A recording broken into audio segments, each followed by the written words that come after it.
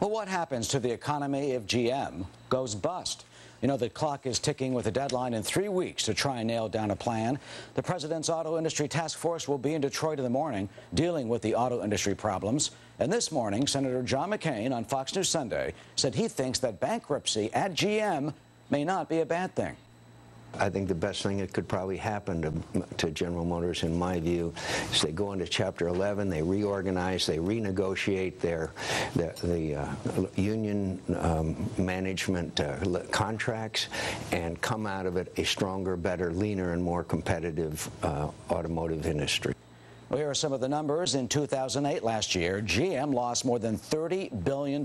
So far, it's received over $13 billion in government money. And GM still wants $16 billion. So should taxpayers pony up more, or should a mainstay of the American economy actually go bankrupt? Joining us now is Republican Congressman from Michigan, hails from Livonia, Michigan Congressman Thaddeus McCotter, who's also on the House Republican Policy Committee. Congressman McCotter, good to see you here in New York. Thanks for joining us this morning.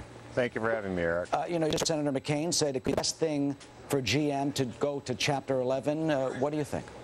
Well, you should remember the paraphrase of Abraham Lincoln: those who would impose bankruptcy on others should first try it upon themselves. It seems to me to be a rather shallow approach to this issue to simply say let them go into bankruptcy and see what happens. The reality for the economy overall is if GM and Chrysler are allowed to go into bankruptcy, they will not come out. You will have hundreds of thousands of Americans, hardworking families, that will be put into the social safety net. They will lose their jobs. They will lose their homes. This will exacerbate the foreclosure crisis. It will continue to hurt the credit crisis. And I think that such narrow understanding of the ramifications to our economy are particularly disappointing from a Republican leader such as Senator McCain.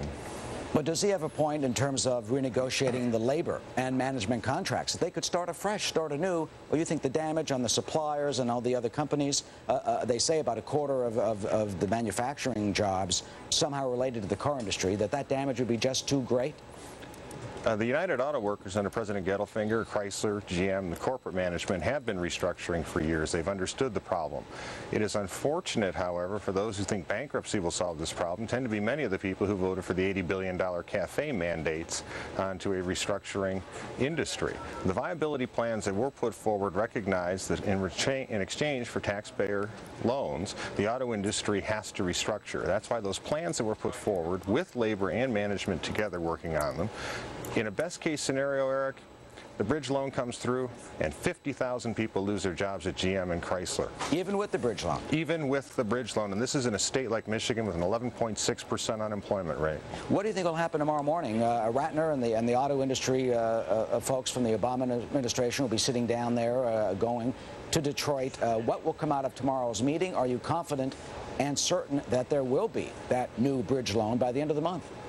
We're glad to see that they're engaging in the process with the auto industry to try to come to the proper resolution of this issue, which I do believe would be an expansion of the bridge loan to General Motors and to Chrysler. We've always been concerned about the dearth of actual practical experience within the auto industry that is on the task force. And I think it is a very important step for them to come to Detroit to get a better understanding of what not only the industry knows it has to do, but what the industry has done to get to the point of restructuring and what is potentially doable in the future under a realistic timeline. Well, you know, the question everybody's asking who's watching right now is, okay, they get their bridge loan, $7 billion in 3 weeks. What if they need another $7 billion or $10 billion or another $16 billion 3 months from now, 6 months from now, and they keep on getting more of the taxpayers' money with sight unended? Well, there's 2 points on that, Eric. One is Moody's itself, the investors report, has said that it'll be up to $200 billion or more to the social safety net cost of U.S. taxpayers to so callously let GM and Chrysler working families go into the social safety net. These would not be loans. These would be direct expenditures to the federal treasury to support them in a time of need. Secondly, I would also point out that the auto industry is restructuring. Can anyone say the same of the Wall Street banks or of AIG in exchange for far more amounts of federal taxpayer money in loans than the auto industry has received? It would seem to me a very bad message to send to anyone in the country at a time of great social change, economic chaos, that those who are restructuring will be punished, will be put into bankruptcy, while those who are not restructuring will still continue to be rewarded with hundreds of billions of dollars of taxpayer money. So it sounds like you're saying the workers of this country, the auto workers especially, are being held to a higher standard than some of those big shot Wall Street bankers. We have always believed, Eric, that it is only right and proper for the auto industry to come in front of Congress, for the auto industry to put forward viability plans to show that it is worthy of receiving taxpayer loans.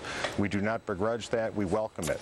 But what we do have a problem with is the fact that people who have received 10 times the amount of loans, people who have caused the credit crisis in this country and the housing bubble, have not had to do the same.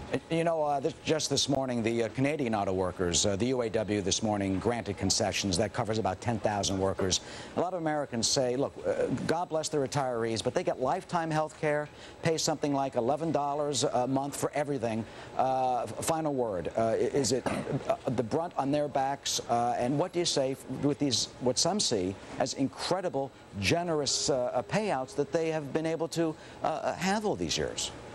I'd say, Eric, one of the things that many people in America want to see is the return of the quality of empathy. Put yourself in their position. You have worked, played by the rules your entire life. You worked in a factory that from the sweat of your brow came American prosperity.